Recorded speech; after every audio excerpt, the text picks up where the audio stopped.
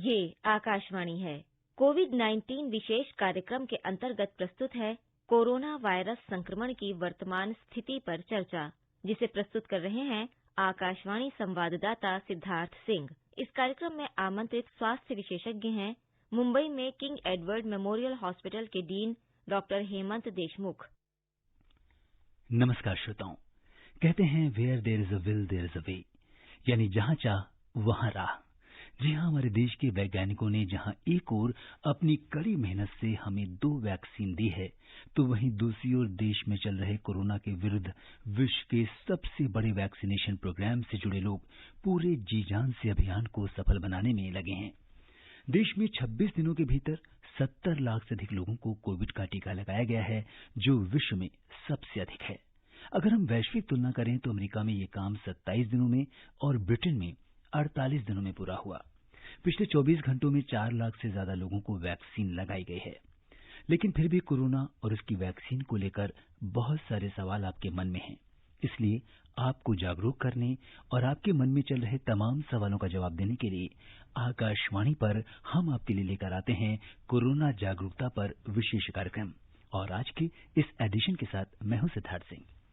श्रोताओं, कोविड-19 पर चर्चा करने के लिए और आपके सवालों का जवाब देने के लिए इस विशेष फोन इन कार्यक्रम में हमारे साथ हैं जीएस मेडिकल कॉलेज और King Edward Memorial Hospital Mumbai के dean doctor Hemant Deshmukh. Doctor Deshmukh का इंटरवेंशनल रेडियोलॉजी में स्पेशलाइजेशन है और मेडिकल एकेडमिक्स और पेशेंट ट्रीटमेंट में आपका लंबा अनुभव रहा है। डॉक्टर देशमुख, नमस्कार। कार्यक्रम में आपका स्वागत और अभिनंदन करते हैं। नमस्कार श्रोताओं, आप कोरोना से संबंधित सवाल डॉक्टर देशमुख से टोल फ्री नंबर 1800115767 और 0112331444 पर पूछ सकते हैं। आप हमारे ट्विटर हैंडल @AINews पर #AskAIR पर अपने सवाल पोस्ट भी कर सकते हैं। डॉक्टर देशमुख, 16 जनवरी से शुरू हुए विश्व के सबसे बड़े टीकाकरण कार्यक्रम के अंतर्गत अब तक देश भर में कुल 70 लाख से ज्यादा लोगों को कोविड-19 की वैक्सीन लगाई जा चुकी है। आप इस लार्जेस्ट वैक्सीनेशन प्रोग्राम के बारे में क्या कहेंगे? इस लार्जेस्ट वैक्सीनेशन प्रोग्राम जो 16 जनवरी को चालू हो गई है, मेरे हिसाब से 1 महीने में भारत की कोरोना वैक्सीन पूरी तरह कारगर है और इस कोविड के अगेंस्ट हमारी जो महामारी के अगेंस्ट फाइट हो रही है, उसका ये एग्जिट इलाज है। यानी महामारी से बाहर निकलने के लिए वैक्सीनेशन ये एंड पॉइंट है और इस एंड पॉइंट को जाने के लिए हमें वैक्सीन की काफी जरूरत है। अभी इस महामारी से बचने के लिए जी या सीवियर अटैक आने से बचने के लिए हम कोविड की वैक्सीन लेते हैं और आज ही हमने सुना है कि मुंबई शहर में 1 लाख लाभार्थी हो गए हैं कोविड वैक्सीन के। जी, और डॉक्टर देशमुख, जहां एक और दुनिया के बहुत से देशों में एक भी कोविड वैक्सीन नहीं है, हमारे देश में 2 मेड इन इंडिया वैक्सीन हैं। हम इन्हें अपने देश में ही नहीं प्रयोग कर रहे, बल्कि विश्व के अनेक देशों में से भेजकर उनकी मदद भी कर रहे हैं और 25 से भी ज्यादा देशों में हम इन वैक्सीन को भेजने जा रहे हैं। पूरा विश्व इस समय वैक्सीन के लिए भारत देश की ओर देख रहा है। क्या कुछ कहेंगे आप इस पर? बिल्कुल सही कहा आपने। हम अभी ऐसे भी कह सकते हैं कि India is the pharmacy of the world. यानी यहाँ जो भी मैन्युफैक्चर्ड इन इंडिया का लेबल होता है वैक्सीन को, वो काफी देशों में जाने वाला है ये वैक्सीन। और मेड इन इंडिया में अभी तक सिर्फ 2 वैक्सीन बन चुके हैं और हमारी इंडिया में यानी भारत में ये जो 2 वैक्सीन बनाए गए हैं, पूरी विश्व में कोविड को काबिज करने के लिए बनाए गए हैं। इसकी एक ही मात्रा से काफी हमारी इम्यूनिटी बढ़ सकती है और दूसरी मात्रा में पूरी ऑप्टिमम इम्यूनिटी बनने की पूरी गुंजाइश है। अभी इस कोविड की वैक्सीन बनाने की जो प्रक्रिया है जी, ये इतनी सिंपल है कि ये फास्ट मैन्युफैक्चर होती है, काफी सस्ती है। इसको स्टोरेज के लिए सादा रेफ्रिजरेटर यानी 2 और 8 डिग्री सेंटीग्रेड के दरमियान इसे स्टोर कर सकते हैं। उसका मतलब यही होता है कि India is the pharmacy of the world. यहाँ से ही जाएगी कोविड वैक्सीन हर एक मुल्क में, हर एक देश में। जी। और डॉक्टर देशमुख, अगर हम विश्व की दूसरी वैक्सीन्स की बात करें, चाहे वो फाइजर की वैक्सीन हो या मॉडर्ना की mRNA वैक्सीन हो, हमारे देश में प्रयोग हो रही स्वदेशी वैक्सीन कोवैक्सीन और मेड इन इंडिया कोविशील्ड, ये कितनी प्रभावी हैं और इनमें और दूसरी वैक्सीन्स में क्या बुनियादी अंतर है? अभी आप बुनियादी अंतर इसमें से सबसे बड़ी मैंने आपको बता दी है कि जी। Storage facility. ये जो फाइजर की वैक्सीन है या मॉडर्ना वैक्सीन है, यहाँ हमें इंडिया में -70 डिग्रीज स्टोर करने की सुविधा बिल्कुल तैयार नहीं है। ये जो दो वैक्सीन मेड इन इंडिया की है, कोवैक्सीन और कोविशील्ड, ये 2 और 8 डिग्री सेंटीग्रेड में स्टोर की जा सकती है। अभी इसकी फायदे काफी है। इसका ट्रांसपोर्टेशन यानी लॉजिस्टिक्स बहुत सिंपल हो जाता है। जी। यानी भारत के, हमारे देश के हर कोने में ये वैक्सीन पहुंचेगी। हमारे जो लाभार्थी होंगे 50 साल के ऊपर या 50 साल के नीचे जो कोमॉर्बिडिटीज वाले हैं मरीज है, उनके दरमियान ये पहुंच जाएगी। और ये जो लॉजिस्टिक शॉर्टेस्ट पीरियड में पहुंचेगी, ताकि हम शॉर्ट पीरियड में एक काफी बड़ी जनता को हम वैक्सीनेट करने की कोशिश करेंगे। जी। डॉक्टर देशमुख, आपने बड़ी महत्वपूर्ण बात कही है। और अगर हम भारत जैसे विशाल देश के परिप्रेक्ष्य में देखें तो जो वैक्सीन लॉजिस्टिक्स है, ये बहुत बड़ी चुनौती है, क्योंकि हमारा इतना बड़ा देश है, उसको अगर हम एक ऑप्टिमम टेम्परेचर पर वैक्सीन की सप्लाई करते हैं, उसको स्टोर करते हैं, तो यहाँ पे जो मेड इन इंडिया दोनों वैक्सीन हैं, ये बहुत ही अद्भुत और बहुत ही, अगर हम कहें कि भारत जैसे देश के लिए बहुत ही उपयुक्त हैं। यस, बिल्कुल है। क्योंकि हमारे भारत देश में एक जो आइस बॉक्स होते हैं, क्योंकि हमारे भारत देश को काफी एक्सपीरियंस है, काफी वैक्सीनेशन की अनुभव है कि हमने पोलियो वैक्सीन दिए है, बाकी के मल्टीपल इंट्रामस्कुलर इंजेक्शन की वैक्सीन दी है। तो भारत को काफी एक्सपीरियंस है इस मामले में कि हम एडल्ट वैक्सीनेशन भी कर सकते हैं। जी। और डॉक्टर देशमुख, वैक्सीनेशन प्रोग्राम जो ये शुरू हुआ है 16 जनवरी से और 13 फरवरी से इसकी दूसरी खुराक दी जाएगी। वैक्सीन की दोनों डोज लेने के कितने दिन बाद हमारे शरीर में एंटीबॉडीज डेवलप हो जाती हैं? बिल्कुल सही पूछा आपने कि एंटीबॉडीज कब पैदा होंगे।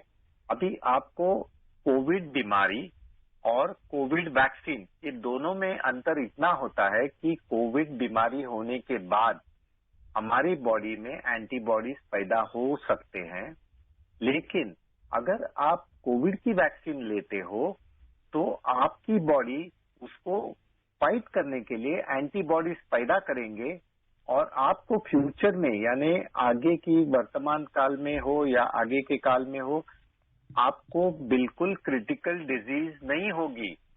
कोविड जैसी बीमारी क्रिटिकल हो सकती है और कोविड वैक्सीन लेने के बाद आपकी एंटीबॉडीज साधारण 4 और 6 हफ्ते के बीच में ऑप्टिमम तैयार हो जाएगी। और इस दरमियान अगर आप सेकेंड डोज लेते हो तो सेकेंड डोज और आपको एंटीबॉडीज बना देगी, ताकि कोई भी एंटीजन, यानी आपकी कोरोना की कोई भी एंटीजन अगर बॉडी में हो जाए तो आपकी बॉडी सजग रहेगी, आपकी बॉडी तैयार रहेगी, आपकी बॉडी उसे फाइट करने के लिए पूरी कोशिश करेगी और आपको शायद माइल्ड डिजीज हो सकता है सिर्फ कोविड वैक्सीन लेने के बाद। और डॉक्टर देशमुख, इस समय पूरे देश से बहुत सारे लिसनर्स हमारे साथ प्रोग्राम में जुड़ रहे हैं, वो आपसे सवाल करना चाहते हैं। और हमारी पहली कॉलर आज की रिंकी तिवारी जी हैं। रिंकी जी, नमस्कार, कार्यक्रम में आपका स्वागत है। स्वागत के लिए बहुत बहुत धन्यवाद सिद्धार्थ जी। आपको भी मेरा नमस्कार। जी नमस्कार। और डॉक्टर सर को भी मेरा नमस्कार। नमस्कार जी। जी सर, मेरा क्वेश्चन ये है, मैं ये पूछना, पहले तो मैं सिद्धार्थ जी आपको 300 एपिसोड आपका बीतने के लिए पहले बहुत बहुत कांग्रेचुलेशन देती हूँ। जी, बहुत बहुत धन्यवाद आपका, क्योंकि ये सफर हमने तभी से शुरू किया था जब से कोविड जो है बहुत इनिशियल स्टेज में था, और पूरे देश को जागरूक करने के लिए हमने ये कार्यक्रम शुरू किया, जिससे तमाम श्रोता हमसे इस कार्यक्रम से जुड़े और जैसे जैसे हम देख रहे हैं कि इस यात्रा में वहां से लेकर जी हमने जी जब इसको शुरू किया था तो उस समय कुछ भी नहीं था हमारे पास, और आज वैक्सीन जी तक आ गई है, तो ये पूरी जर्नी आपने देखी। जी बताइए, क्या जी जी जानना चाहते बिल्कुल, हैं आप? आपने समाचार में बताया था, मैंने सुना था, लेकिन मैं किसी कारण से कॉल नहीं कर पाई थी। चलिए मैं आज अपना क्वेश्चन पूछना चाहती हूँ डॉक्टर जी सर से। बताइए। जी जी सर, जैसे कि अब कहते हैं एक व्यक्ति को 24 या 2200 तक कैलोरी की आवश्यकता होती है सर। जो मतलब गरीब हैं, जो प्रॉपर गांव के रहने वाले हैं, वो तो सर एक जो महिला होती है जिसे वैक्सीन से दूर रखा गया है, तो सर आप ही बताइए कि उस वैक्सीन में प्रोटीन होता है, तो सर अगर उन्हें नहीं दिया जाएगा उतना, तो उन्हें कैलोरी मिल नहीं पाता है कि गर्भवती महिला को, तो सर क्या वो कितना कोरोना से सेफ है यदि उन्हें वैक्सीन नहीं दिया? दूसरा, इन्हें दरकिनार क्यों किया गया, प्लीज इस पे बताइए। धन्यवाद। जी डॉक्टर देशमुख, ये बहुत अहम सवाल इन्होंने उठाया है, क्योंकि कोरोना की वैक्सीन के बारे में जब हम बात करते हैं तो जो लैक्टेटिंग वुमेन हैं या जो गर्भवती महिलाएं हैं उन्हें अभी इसे नहीं लगाया जाएगा, इसका क्या कारण है? अभी इस महामारी के कारण जिस महिला को बच्चा पैदा होने वाला हो, तो उसे एक शॉर्ट पीरियड के लिए हम वैक्सीन नहीं देंगे, और उसकी जो इम्यूनिटी की क्षमता है वहां तभी उसको बीमारी हो सकती है। लेकिन अगर इसकी प्रेगनेंसी के बाद यानी बच्चा होने के बाद 3 मंथ्स में अगर उनकी डेट आ जाती है फॉर वैक्सीनेशन, आई थिंक तभी वैक्सीन लेना जरूरी है। लेकिन इस दरमियान वो फुल्ली प्रोटेक्टेड रहेगी अगर वो 3 सोशल डिस्टेंसिंग, खुद की जो सैनिटाइजेशन प्रोसेस है वो, जी और मास्क पहनना, ये 3 बिल्कुल बंद नहीं करना है। आपकी वैक्सीन आएगी, आपकी टर्न आएगी, तभी आपको बिल्कुल वैक्सीन मिलेगी, और आपकी टर्न के बाद सेकेंड डोज भी मिल जाएगी। जी। और उत्तर प्रदेश के बाद अब हम रुख करते हैं मध्य प्रदेश में ग्वालियर का, जहां से हमारे साथ कॉलर स्मिता दुबे जी जुड़ गई हैं अपने सवाल के साथ। स्मिता जी नमस्कार, कार्यक्रम में आपका स्वागत है। नमस्कार सर, सिद्धार्थ सर आपको नमस्कार, डॉक्टर देशमुख आपको भी नमस्कार। जी स्मिता जी बताइए, आज आप क्या हाँ जी। सवाल है आपका? सर मेरा सवाल बहुत छोटा सा है, मैं जस्ट एक जानकारी चाहती हूँ जी कि मेरे भाई साहब अभी 2 महीने पहले कोविड से अभी रिकवर कर चुके हैं, जी और अभी फिलहाल उनको पोस्टेड की प्रॉब्लम है। तो जी क्या हमें उनका पोस्टेड का ऑपरेशन कुछ दिन पोस्टपोन करना चाहिए या फिर हम करवा सकते हैं? जी डॉक्टर देशमुख, यहाँ पे ये चीज आती है कि जो पोस्ट कोरोना की अगर हम बात करें, एक बार उपचार से ठीक हो जाने के बाद किसी को भी, चाहे वो प्रोस्टेट हो या इन जनरल कोई सर्जरी करानी हो, तो उसमें कितना गैप देना चाहिए, कितना अंतराल रखना चाहिए? जी, अभी ये सवाल तो काफी अहम है कि कोई भी मरीज अगर कोविड इन्फेक्शन के बाद रिकवर होता है, तो उसकी जो फिजिकल कंडीशन होती है, अगर वो 100% फिजिकली तंदुरुस्त है, उसको कुछ ब्रेथलेसनेस नहीं है, उसको कुछ फटीग नहीं है, उसके मसल्स पेन नहीं होते, वो अगर नॉर्मल जिंदगी जी रहा है, तो उसे आरटीपीसीआर टेस्ट करके विद इन 72 आवर्स, 72 तास के अंदर, 72 घंटों के अंदर हम उससे प्रोस्टेट की सर्जरी या कोई भी सर्जरी कर सकते हैं, और उसकी पूरी जिम्मेदारी डॉक्टर के पास होगी कि ये जो कोविड वैक्सीन है, ये सर्जरी के पहले देने की बिल्कुल जरूरत नहीं है। ये कोविड वैक्सीन इरिस्पेक्टिव, कोई भी अगर मरीज उसको कोविड हो या ना हो, उससे लेनी चाहिए। जी। और अब हम रुख करते हैं पंजाब का, जहां से अमृतसर से हमारे साथ गुरदीप जी कार्यक्रम में जुड़ गए हैं। गुरदीप जी नमस्कार। जी गुरदीप जी बताइए, क्या जानना चाहते हैं आप? सर मैं तकरीबन 1 साल से ब्लड सेवन कर रहा हूँ। जी तो ब्लड थिनर के बारे में मैंने सुना था पिछले 1-2-3 प्रोग्रामों में, तो वो ब्लड थिनर वाले इस कैटेगरी में नहीं आते वैक्सीनेशन में। जी डॉक्टर देशमुख, जैसा कि बहुत सारे लोग अपनी अन्य बीमारियों में, चाहे वो कार्डियक डिजीज हो या न्यूरो की प्रॉब्लम्स हो, तो कई बार खून को पतला करने वाली जैसे दवाइयां कहते हैं, ब्लड थिनर्स, तो वो लेते हैं। तो क्या उन ऐसे लोगों को कोरोना की वैक्सीन लेनी चाहिए? बिल्कुल। जो ब्लड थिनर्स पे मरीज होते हैं, यानी जिसको स्ट्रोक हो गई है या हार्ट अटैक हो गई है या बाईपास हो गई है, या जो हाई रिस्क में है, जिनकी खून में खराबी होने की वजह से उन्हें ब्लड थिनर्स दिए जाते हैं, तो उन्हें वैक्सीन लेना बिल्कुल सेफ होता है। ये वैक्सीन किसी ब्लीडिंग की वजह से नहीं लेना चाहिए, ऐसी बात नहीं है। ये ब्लड थिनर्स इतना भी ब्लड को थिन नहीं करती है कि वैक्सीन के बाद ब्लीडिंग चालू हो जाएगी। ये इंट्रामस्कुलर इंजेक्शन है। आप लोकली जहां इंजेक्शन होंगे, जहां भी आपको इंजेक्शन दिया जाएगा हाथ में, वहां थोड़ा सा स्वेलिंग आ जाएगा क्योंकि आपकी ब्लड थिन है, वो जल्दी क्लॉट नहीं होता है। तो हम उसे वहां वैक्सीनेशन के बाद हाथ पर थोड़ी बर्फ की सेक देंगे तो बिल्कुल ब्लीडिंग नहीं होगी। इरिस्पेक्टिव ऑफ ब्लड थिनर सब लोग ने ये वैक्सीन लेनी जरूरी है। जी डॉक्टर साहब, हमने उत्तर प्रदेश, मध्य प्रदेश, पंजाब का रुख किया और अब हम चलते हैं बिहार, जहां से आनंद मोहन जी कार्यक्रम में जुड़ गए हैं। आनंद मोहन जी नमस्कार। नमस्कार। सबसे पहले सिद्धार्थ सर आपको और डॉक्टर साहब को भी नमस्कार। जी नमस्कार। बताइए आनंद जी, क्या जानना चाहते हैं आप? जी, सबसे पहले तो मैं ब्लाइंड हूँ और इस कार्यक्रम को शुरू करने के लिए आप दोनों का बहुत बहुत धन्यवाद। जी बहुत बहुत धन्यवाद। आप जैसे श्रोता जब हमें फोन करते हैं, अपने सवाल पूछते हैं, तो हमें भी प्रेरणा मिलती है कि हम इस तरह के कार्यक्रम से आपको जागरूक करें, आपके सवालों का जवाब हमारे एक्सपर्ट्स के माध्यम से दिलवाएं। बताइए आज आप क्या जानना चाहते हैं? जी सर, मैं ये जानना चाहता हूँ कि जो 30 करोड़ ये जो डाटा बनाया गया है कि पहले डॉक्टर और 50 साल से ऊपर के लोगों को देने के बाद जी ये और लोगों की डाटा कब तक ये तैयार होगी सर? आपके माध्यम से जानना चाहता हूँ टीके देने के लिए। जी डॉक्टर देशमुख, जैसा कि अभी जो सरकार ने प्रायोरिटी ग्रुप्स बनाए हैं, तो इसके बाद जो आम जनता है उसका नंबर कब तक आ जाएगा? बिल्कुल सही सवाल है। अभी तो हम हेल्थ केयर वर्कर्स की फर्स्ट डोज हो गई है, अभी फ्रंटलाइन वर्कर्स की फर्स्ट डोज चालू हो गई है। इस दरमियान यानी 4 हफ्ते के बाद हम फर्स्ट और सेकेंड डोज में दरमियान में एक गैप रखते हैं।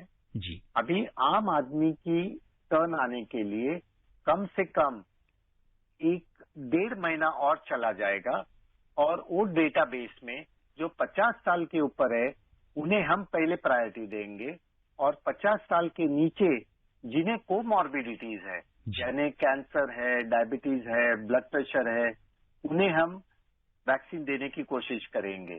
और उसके बाद हम थर्ड और फोर्थ फेज में आम जनता को वैक्सीन देने में जुटे रहेंगे। इसकी कम से कम अप्रैल और मई के दरमियान इनकी लाइन आ जाएगी। जी और अगर हम देखें तो डॉक्टर देशमुख, जो पेस ऑफ वैक्सीनेशन है हमारे देश में बहुत ही फास्ट है, तो लोगों को बहुत लंबा इंतजार नहीं करना होगा। बिल्कुल। और इस बीच उत्तर प्रदेश में बिजनौर से आसिफ चौधरी जी अपने प्रश्न के साथ हमारे कार्यक्रम में जुड़ गए हैं। आसिफ जी नमस्कार। नमस्कार सर, और डॉक्टर साहब को भी नमस्कार। नमस्कार जी आसिफ जी बताइए। मैं सिहारा बिजनौर से बोल रहा हूँ, आसिफ चौधरी सर। मेरा सवाल ये है सर जी कि आपके माध्यम से हमने गावा पीते थे और गर्म पानी भी इस्तेमाल करते थे। जी तो डॉक्टर साहब से मेरा सवाल ये है कि अब मौसम थोड़ा सा बदल चुका है, क्या इसको पीना बंद कर दे और हम मुंह पर मास्क लगा कर रखें? ये हमारा तो खैर मान नहीं है और करते भी है इसका पालन। जी डॉक्टर देशमुख, जब से कोविड-19 शुरू हुआ बहुत सारे प्रिकॉशनरी मेजर्स लोग ले रहे थे और गर्म पानी पीना एक बहुत उसमें एक अहम था, लेकिन जैसे जैसे गर्मी का सीजन आ रहा है तो क्या गर्म पानी का इस्तेमाल करना है? और दूसरा जो कोविड अप्रोप्रिएट बिहेवियर है उसे भी ये जानना चाहते हैं कि क्या उसे हम जारी रखें? बिल्कुल सही है। ये जो हम संयुक्त प्रयास कर रहे हैं कि हमें मास्क पहनना चाहिए, हमें गर्म पानी पीना चाहिए, ये इसी के लिए कि हमें कोविड की इन्फेक्शन जब भी होती है तभी नाक से, आंख से और गले से होती है। तो इसलिए अगर कोई भी क्लाइमेट गर्म हो या ठंडा हो, हमें गर्म पानी पीना छोड़ना नहीं चाहिए। हम गर्म पानी पीते रहेंगे, वो सिम्टोमेटिक भी हमारे गले को जरा साफ कर देंगे और कोविड वैक्सीनेशन या कोविड बीमारी से भी हम दूर रहना चाहेंगे। जी बिल्कुल। और डॉक्टर देशमुख, अगर हम देखें तो मार्च के बाद से जो हमारे घर के फ्रिज में ठंडे पानी की बॉटल्स रहती थी, अब वहाँ से नदारत हैं और ज़्यादातर लोग अब गुनगुना पानी पी रहे हैं, ताकि वो उससे, ये तो है ही है बल्कि दूसरे फायदे भी हैं। बिल्कुल। और अब हम रुक करते हैं बिहार का, जहाँ से संजीव सिंह जी हमारे साथ कार्यक्रम में जुड़ गए हैं। संजीव जी नमस्कार। नमस्कार सिद्धार्थ सर, नमस्कार जी, नमस्कार डॉक्टर साहब को भी नमस्कार। नमस्कार संजीव जी, नमस्कार जी बताइए, क्या जानना चाहते हैं संजीव जी आप? मैं ये जानना चाह रहा हूँ सर, क्योंकि मैं फार्म पे रहता हूँ, फार्मर हूँ, मैं अकेला रहता हूँ फार्म पे। जब 4 जने के साथ में काम करता हूँ जी, और थोड़ा मैं स्मोक भी करता हूँ, जी, तो इस वजह से मेरे को मतलब चेक कराने की जरूरत है। जी डॉक्टर देशमुख। और दूसरा सवाल है सर, हेलो जी जी बताइए जी। हाँ, दूसरा सवाल है सर, जो अब डॉक्टर साहब लोग जब लगा रहे हैं वैक्सीन, तो हम लोग को तो 20 नंबर तो आएगी, क्योंकि महीने 2 महीने 4 महीने बाद। जी डॉक्टर देशमुख, जैसे कि आम लोगों को वैक्सीन कब लगाई जाएगी, इसका जवाब आप पहले ही दे चुके हैं।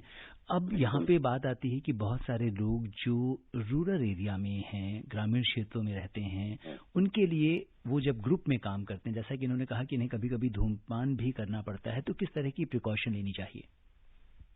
कि कोरोना न होने के लिए धूम्रपान तो पूरा वर्ष होना ही चाहिए, लेकिन इसमें एक और बताना चाहूंगा कि अगर आप गर्म पानी से गार्गल्स करते हो, यानी गर्म पानी से गुल्ली करते हो, तो आपका गला हमेशा साफ रहेगा।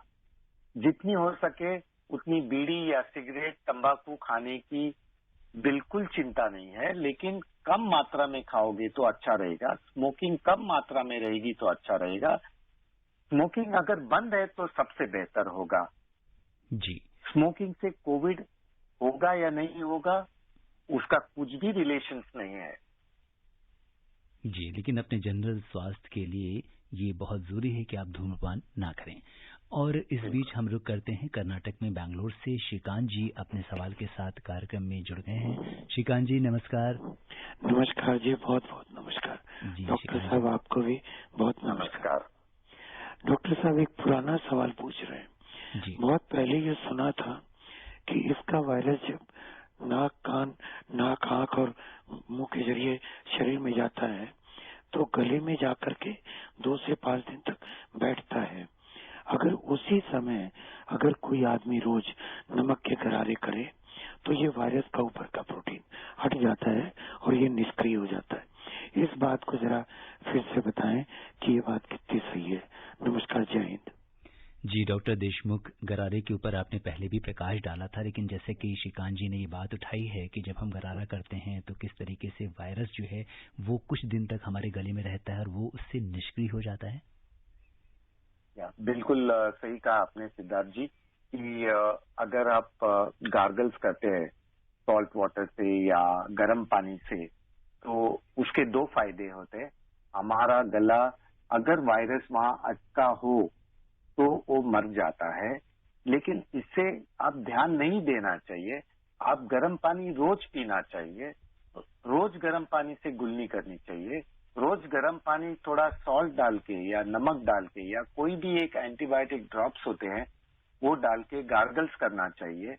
ये अगर आप दिन में 2 बार करते हो या 2 बार स्टीम लेते हो तो आपका गला हमेशा साफ रहेगा। सतर्क इतना ही रहना है हमें कि हमारा जो हाथ है वो पूरा साबुन और पानी से धो के ही हम नाक, कान, गला, मुंह या आंख को लगाना चाहिए। जी, और अब हम चलते हैं कलरफुल स्टेट राजस्थान में, जहां से जयपुर से प्रकाश जी जुड़ गए हैं कार्यक्रम में। हेलो प्रकाश जी नमस्कार। सिद्धार्थ जी, आपको डॉक्टर साहब को नमस्कार। जयपुर से प्रकाश जांगड़ बोल रहा था। जी प्रकाश जी बताइए, क्या जानना चाहते हैं आज आप? मैं डॉक्टर साहब से ये जानना चाह रहा था कि जैसे मान लीजिए मार्च में अभी जो 50 साल से ऊपर के लोगों को वैक्सीन दिया जाएगा। जी बिल्कुल। तो सर उसमें जैसे 50 से शुरू किया जाएगा या मतलब फिर जैसे 80-85 के जो मतलब उससे अभाव हैं उनसे शुरू किया जाएगा, या फिर जैसे जिसका रजिस्ट्रेशन होगा, जैसे जिसका नंबर आएगा उसी को सबको लगेगा ये? किस हिसाब से दिया जाएगा, ये बताएं थोड़ा सा। जी डॉक्टर देशमुख, जैसा कि अगर हम प्रायोरिटी ग्रुप्स की बात करें तो 50 साल से ऊपर के लोगों को तो ये जानना चाहते हैं इसको किस आधार पे, क्या पहले हमारे बुजुर्ग जो हैं उनको दी जाएगी या किस तरीके से कैटेगराइजेशन होगा? यहाँ दो चीज है, 50 के ऊपर मरीज और 50 के नीचे। अभी 50 का मतलब ऐसे होता है कि 45 इयर्स वाले को भी देना चाहिए या 55 वाले को भी पहले देना चाहिए, लेकिन हमारे सरकार ने ऐसे तय किया है कि उनकी जो ऐप है वो ऐप में पूरा डेटाबेस मौजूद है, उसमें नंबर ऑफ डोसेस कैलकुलेटेड है। अगर 50 के ऊपर 10 करोड़ लोग हो जाते हैं तो 10 करोड़ लोगों को वैक्सीनेशन मिल जाएगी। अभी पहले 55 वाले को मिलेगी या 50 वाले को मिलेगी, वो लोकल लॉजिस्टिक्स के ऊपर निर्भर होता है, क्योंकि जैसे ये पोल मोड में चला जाएगा, जब आम जनता को वैक्सीनेशन आएगा तभी जैसे पोलिंग स्टेशंस होते हैं वैसे ही हो जाएगा, और जो उस दिन लाभार्थी आएंगे जैसे जैसे आएंगे उनको वैक्सीन दी जाएगी। जी 50 एक ही कट ऑफ पॉइंट रखा है, वो 55 भी हो सकता था या 45 भी हो सकता था या 60 साल भी हो सकता था, लेकिन फिलहाल हमारे सरकार ने 50 से कट ऑफ पॉइंट रखा है। 50 के ऊपर सब लोगों को दिया जाएगा और 50 के नीचे विथ कोमॉर्बिडिटीज दिया जाएगा। जी, और डॉक्टर देशमुख अब रुख करते हैं मुरादाबाद का, जहां से मकसूद हुसैन जी कार्यक्रम से जुड़ गए हैं। मकसूद जी नमस्कार। नमस्कार सर। जी बताइए मकसूद जी, क्या जानना सर चाहते हैं? मेरा सवाल ये था कि जैसे हमारा परिवार 10 लोगों का है, तो हमारे घर में जो हमारे लड़के की बीवी है वो प्रेग्नेंट है, तो सर हमने जो है मतलब वैक्सीन ले लेंगे, टीकाकरण में शामिल हो जाएंगे, तो हमारे जो ये लड़की की बीवी है ये हमारे परिवार में कैसे कैसे रहन सहन होगा। और सर दूसरा सवाल ये था, जब हम बाल कटवाने जाते हैं तो दाढ़ी मूंछ जब हमारी बनती है तो हम कैसे मतलब वहाँ पे कैसे हैंडल करेंगे? जी डॉक्टर देशमुख, इनका पहला सवाल ये है कि संयुक्त परिवार में रहते हैं, कुछ लोगों को वैक्सीन प्रायोरिटी ग्रुप्स में पहले लग जाएगी लेकिन प्रेग्नेंट लेडी या अन्य लोगों को नहीं लगती, तो उसमें कैसे ये इसका करेंगे? अभी क्या होता है कि प्रेग्नेंट जो होते हैं वो ज्यादा रिस्क एरिया में रहते हैं जिनको कोविड हो सकती है, इसलिए जो प्रेग्नेंट है उनको पहले हम वैक्सीन देंगे। और अगर आप एक बड़े परिवार में रहते हो और परिवार के अगर 2 जन को दिया जाता है तो ऑटोमेटिकली सबको इम्यूनिटी डेवलप हो जाएगी। जब तक वो सब लोग 50 साल के ऊपर हो उनको वैक्सीन दी जाएगी, और जो 50 साल के नीचे है अगर उनको कोमॉर्बिडिटीज हो तो उनको भी वैक्सीन दी जाएगी। लेकिन इसमें एक ही बात ऐसी है कि जो 18 साल के नीचे है वो अभी इस इम्यूनाइजेशन प्रोग्राम में इंक्लूडेड नहीं है, लेकिन कोविड प्रिवेंट करने के लिए हमारे पास कुछ प्रिवेंटिव मेजर्स है जो हमेशा हम बताते रहते हैं। हाथ को वॉश करना है साबुन और पानी से, मास्क लगाना है, और हम सोशल डिस्टेंस यानी हम 2 आदमियों के बीच में अगर थोड़ा अंतर रखते हैं तो किसी को कोविड होने की मात्रा कम हो जाती है। जी, और श्रोताओं समय इजाजत नहीं दे रहा है कि हम इस चर्चा को आगे बढ़ाएं। चलते चलते डॉक्टर देशमुख, आप आकाशवाणी के श्रोताओं को क्या संदेश या टिप्स देना चाहेंगे? हमारी तो एक ही गुजारिश होगी कि वैक्सीन का जो साइड इफेक्ट होता है वो बिल्कुल नहीं है, इसलिए जितने लाभार्थी जिनकी भी नाम इस लाभार्थी की लिस्ट में आती है सभी लोगों ने ये वैक्सीन लेनी काफी जरूरत है, ना बेहद जरूरत है। अभी ये सवाल उठाना बिल्कुल अनुचित है कि हम वैक्सीन नहीं लेंगे, इसकी कुछ फायदे नहीं है, लेकिन हम यही प्रयत्न करेंगे हमेशा के लिए कि कोरोना पर जल्दी होगा पूरी तरह नियंत्रण। जब तक आप कोविड की वैक्सीन नहीं लोगे तब तक हम सब लोग मिलजुल कर कोविड वैक्सीन लेना काफी जरूरी समझेंगे और हम कोरोना को हराने की पूरी कोशिश करेंगे कोविड वैक्सीन के द्वारा। जी डॉक्टर देशमुख, आप कोविड-19 के इस विशेष कार्यक्रम से जुड़े और आपने श्रोताओं के प्रश्नों का उत्तर दिया, आपका बहुत बहुत धन्यवाद। धन्यवाद। श्रोताओं, आपसे यही कहेंगे कि डॉक्टर हेमंत देशमुख ने आपको कोरोना से बचने के लिए जो भी सावधानियां बताई हैं आप उनका पालन कीजिए। आप स्वस्थ और खुशहाल रहें, इसी कामना के साथ दीजिए मुझे अनुमति। नमस्कार। कोविड-19 विशेष कार्यक्रम के अंतर्गत अभी आप सुन रहे थे कोरोना वायरस संक्रमण की वर्तमान स्थिति पर चर्चा, जिसे प्रस्तुत कर रहे थे आकाशवाणी संवाददाता सिद्धार्थ सिंह। इस कार्यक्रम में आमंत्रित स्वास्थ्य विशेषज्ञ थे मुंबई में किंग एडवर्ड मेमोरियल हॉस्पिटल के डीन डॉक्टर हेमंत देशमुख। ये कार्यक्रम आकाशवाणी के समाचार सेवा प्रभाग द्वारा प्रस्तुत किया गया। इसे आप हमारे mobile app news on AIR पर भी सुन सकते हैं। इस कार्यक्रम के संबंध में अपनी प्रतिक्रिया आप हमें ईमेल कर सकते हैं। पता है AIRNSDtalks@gmail.com।